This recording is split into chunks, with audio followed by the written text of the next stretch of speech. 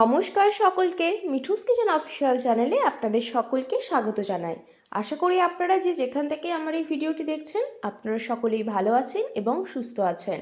আজকে আপনাদের সাথে স্বাস্থ্যকর একটি জলখাবারের রেসিপি শেয়ার করে নেব, যা কিন্তু বাচ্চাদেরকে আপনারা চাইলে টিফিনেও বানিয়ে দিতে পারেন। তার জন্য প্রথমেই এখানে আমি কড়াইয়ের মধ্যে সাদা তেল খানিকটা পরিমাণ নিয়ে নিয়েছি।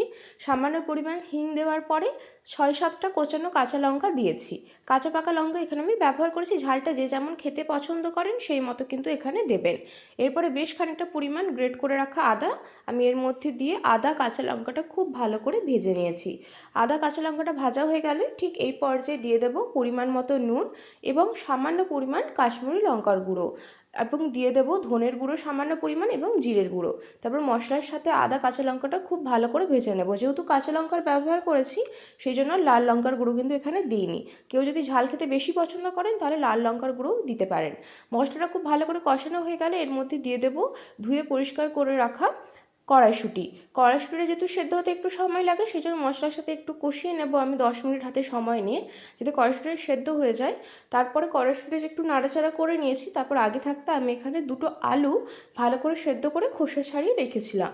সেই আলুটা কি করব, গ্রেটারের সাহায্যে খুব ভালো করে কিন্তু গ্রেট করে দিয়ে দেব। গ্রেটারের সাহায্যে গ্রেট করার একটাই কারণ, তাতে পুরটা খুব সুন্দর স্মুথ হবে, আলুর কোনো দলা থাকবে না।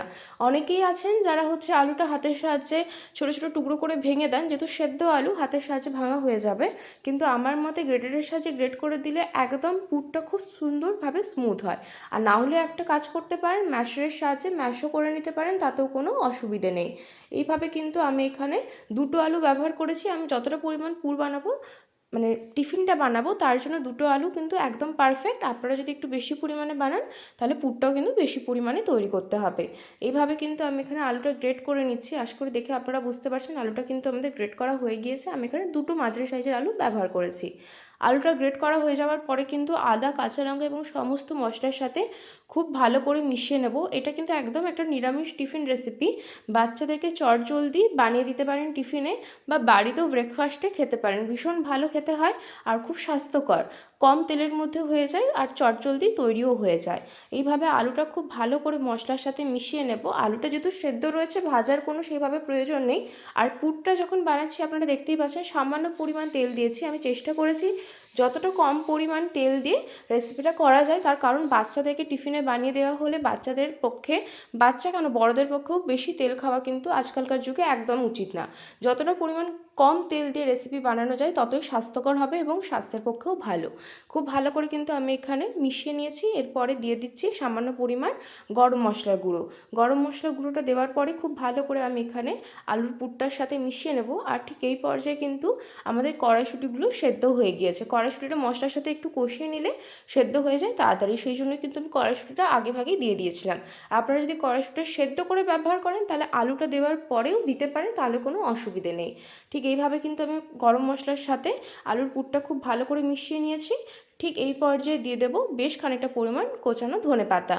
ধনেপাতা দিলে আলুর পুরটা খেতে ভালো লাগে, সেই জন্য কিন্তু এখানে ধনেপাতা দিয়েছি। আর এখন তো ধনেপাতার সিজন, সব কিছু রেসিপিতেই ধনেপাতা দিলে খেতে কিন্তু বেশ ভালো লাগে, তার জন্য ধনেপাতাটা আমি এখানে দিয়েছি। এরপর ধনেপাতাটা দেওয়ার পরে খুব ভালো করে আলুর পুরের সাথে আরেকবার ভালো করে মিশিয়ে নেব, যাতে ধনেপাতাটাও খুব সুন্দরভাবে আলুর পুরের মধ্যে মেশানো হয়ে যায়।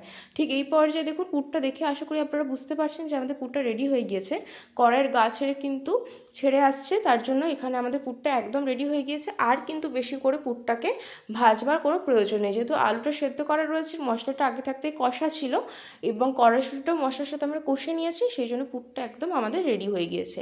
এর থেকে বেশি পুরটাকে রেডি করার কোনো প্রয়োজন নেই। এর ঠিক এই পর্যায়ে আমি কিন্তু একটি পাত্রের মধ্যে পুরটা তুলে নিচ্ছি। যেহেতু নতুন আলু বুঝতেই পারছেন ঠান্ডা হয়ে গেলে কিন্তু একটু শক্ত হয়ে যাবে, তার জন্য ঠিক এই পর্যায়ে কিন্তু আমি এখানে তুলে নেব। পুরটা আমাদের তোলা হয়ে গিয়েছে। তারপর আমি আপনাদেরকে দেখিয়ে দিচ্ছি একদম যে পাতলা চিড়েগুলো হয়, সেই চিড়েটা আমি এখানে এক বাটি নিয়ে নিয়েছি। চিড়েটা নেওয়ার পরে কিন্তু আমি এখানে খুব ভালো করে চিড়েটা ধোয়া চলবে না, একটু জ্বালনির সাহায্যে একটু পাচড়ে নিতে হবে, যাতে ধুলোবালি যেটা থাকবে সেটা বেরিয়ে যাবে। তারপর মিক্সিং জারের মধ্যে দিয়ে খুব সুন্দর একটা ফাইন পাউডার তৈরি করে নেব, যাতে কোনোভাবে দানা না থাকে সেদিকে খেয়াল রাখতে হবে। তারপরে একটি আমি পাত্র নিয়ে নিয়েছি। চিড়ের যে গুঁড়োটা তৈরি করলাম সেই গুঁড়োটা কিন্তু পাত্রের মধ্যে দিয়ে দেব। তারপরে দিয়ে দেব 2 চামচ এখানে আমি চালের গুঁড়ো ব্যবহার করেছি। এখানে আমি এক বাটি চিড়ের জন্য 2 চামচ চালের গুঁড়ো নিয়েছি। এখানে যদি আপনাদের বাড়িতে চালের গুঁড়ো অ্যাভেলেবেল না থাকে তাহলে এখানে আপনারা 2 চামচ ময়দাও ব্যবহার করতে পারেন। যেহেতু আমি স্বাস্থ্যকরভাবে তৈরি করার চেষ্টা করেছি রেসিপিটা, সেই জন্য চালের গুঁড়োটা দিয়েছি, ময়দাটা স্কিপ করেছি। এরপরে দিয়ে দেবো পরিমাণ মতো নুন এবং বেশ খানিকটা পরিমাণ সাদা তেল। ময়ানটা দেওয়াটা কিন্তু দরকার, তার জন্য এখানে আমি সাদা তেলটা দিয়েছি। এরপরে প্রথমেই জল দেওয়া চলবে না, সমস্ত শুকনো উপকরণ তেলের সাথে খুব ভালো করে মিশিয়ে নিতে হবে। যাতে মেশানোটা খুব ভালোভাবে হয় সেই জন্য কিন্তু এখানে প্রথমেই জল ব্যবহার করবেন না। এইভাবে হাতের সাহায্যে একটু ঘষে ঘষে শুকনো উপকরণগুলো খুব ভালো করে মিশিয়ে নিলে কী হবে, ময়ানটা পারফেক্ট হবে। ঠিক এই পর্যায়ে দেখুন আমি এখানে অল্প অল্প পরিমাণ জল দিয়ে দেবো। বেশি পরিমাণে জল একেবারে দেবেন না, যেহেতু চিঁড়েটা রয়েছে সেই কারণে কিন্তু একেবারে বেশি পরিমাণে জল দিলে খুব বেশি নরম হয়ে যাবে। আমি এখানে প্রথমে একটু জল দিয়েছিলাম, তারপরে মনে হয়েছে আবার একটু জল দেওয়ার প্রয়োজন রয়েছে, আবারও একটু জল দিয়ে একটু একটু করে আমি এখানে জল দিয়ে কিন্তু বারে বারে করে মণ্ডটা তৈরি করে নেব। ঠিক এই পর্যায়ে কিন্তু দেখুন আমাদের একদম মণ্ডটা রেডি হয়ে গিয়েছে। একটু শক্ত শক্ত করেই মাখতে হবে, দেখে আশা করি আপনারা বুঝতে পারছেন। তারপরে হাতে একটু তেল মেখে নেবেন যাতে করে এই নাস্তাগুলো বানাতে সহজ হয়। এরপরে ছোটো ছোটো করে যতটা সম্ভব একটু ছোটো করে কেটে নেবেন, লেচির মতো করে, যেরকমভাবে আমরা লেচি কেটে থাকি সেভাবে কিন্তু কেটে নিতে হবে। এগুলো একদম পারফেকচুয়ালি কিন্তু একদম গোল শেপের হবে না, তার কারণ যেহেতু চিড়েটা রয়েছে সেই কারণে, আবার চালের গুঁড়ো রয়েছে, যতটা সম্ভব একটু মেজারমেন্ট করে একটু ছোটো ছোটো করে এখান থেকে আমরা এখানে লেচিগুলো কেটে নিচ্ছি। তারপরে কিন্তু একটা লেচি নিয়ে উপর থেকে বেশ খানিকটা পরিমাণ সাদা তেল নিয়েছি। তেলটা খুব ভালো করে লেচির গায়ে মাখিয়ে নিতে হবে, তার কারণ যাতে খুব ভালো করে এটা বেলা যায়। একদম সাইডগুলো যে খুব মসৃণ করে বেলা যাবে এমনটা না, সেই জন্য আমরা কি করব, যতটা সম্ভব পারবো একটু বেলে নেব। বেলে নেওয়ার পরে একটা গোল বাটি বসিয়ে কেটে নেব। এতে করে কি হবে, নাস্তাগুলো পারফেক্ট দেখতে হবে, খেতেও বেশ ভালো হবে, আর কিন্তু দেখতেও বেশ ভালো হয়। সেই জন্যই কিন্তু আমি এখানে একটা বাটি বসিয়ে গোল মতো করে কেটে নিয়েছি, যাতে করে সাইডের যে অবড়া খবড়া অংশগুলো রয়েছে সেই অংশগুলো বাদ দিয়ে দিতে পারি। এটা বাদ দেওয়ার কিছুই নয়, এটা আবারও সেম পদ্ধতিতে যদি গোল্লা পাকানো যায় তাহলে কিন্তু বেলে নেওয়ার পরে এটাও আবারও হচ্ছে আমাদের কাজে লেগে যাবে। এইভাবে আমি প্রত্যেকটা বানিয়ে নিয়েছি। দেখুন আশা করি আপনারা দেখে বুঝতে পারছেন এই নাস্তাগুলো বানানো খুবই সহজ আর স্বাস্থ্যের পক্ষেও খুবই উপকারী, কম সময়ের মধ্যে হয়েও যায়। বাড়িতে থাকা সামান্য কিছু উপকরণ দিয়ে কিন্তু বানানো যায়। আলুর পুরটা আমি নিরামিষ বানিয়েছি, আপনারা চাইলে আলুর পুরের মধ্যে পেঁয়াজ রসুনও ব্যবহার করতে পারেন। আমি এই রেসিপিটা সম্পূর্ণ নিরামিষভাবেই তৈরি করেছি। এইভাবে আরও একটা আমি এখানে তৈরি করে নিয়েছি। আলুর পুরটাও কিন্তু ঠিক এই পর্যায়ে আমাদের একেবারে ঠান্ডা হয়ে গিয়েছে, সেইভাবে আমি এখানে উপরে একটা নিয়ে নিয়েছি। চিড়ের যে জিনিসটা বানালাম গোল মতো, তার উপরে খানিকটা পরিমাণ আলুর পুর দিয়ে ওপর থেকে আরও একটা অংশ দিয়ে ঢাকা দিয়ে দিলাম। খানিকটা স্যান্ডউইচের মতো বলতে পারেন, কিন্তু স্বাস্থ্যকর স্যান্ডউইচ। এইভাবে কিন্তু প্রত্যেকটা আমি এখানে বানিয়ে নিচ্ছি।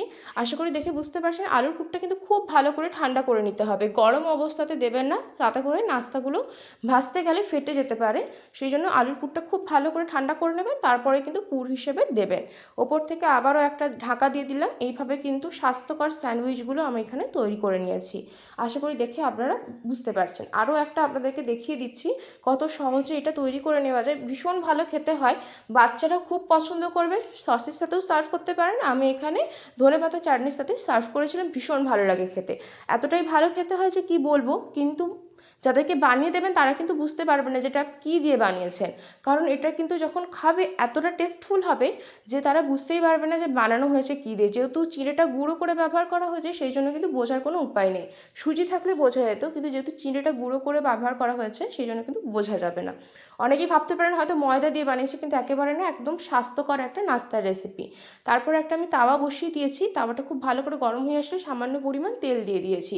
তেলটা দেওয়ার পরে কিন্তু এর মধ্যে যে নাস্তাগুলো আমরা তৈরি করে রেখেছি সেগুলো কিন্তু এক এক করে দিয়ে দেবো। এগুলো কিন্তু ঠিক এইভাবেই স্যালো ফ্রাই হবে, খুব বেশি ডুবো তেলে একদম ভাজতে যাবেন না। ঠিক এইভাবেই কিন্তু অল্প তেলের মধ্যে দু পিঠ খুব ভালো করে সেঁকা হবে। এই নাস্তাগুলো আমার এক একটা ব্যাচে ভাজতে সময় লেগেছে 12 থেকে 14 মিনিটের মতো, এর থেকে বেশি সময় লাগবে না, কারণ খুব যে বেশি কড়া করে ভাজা হবে এমনটাও না।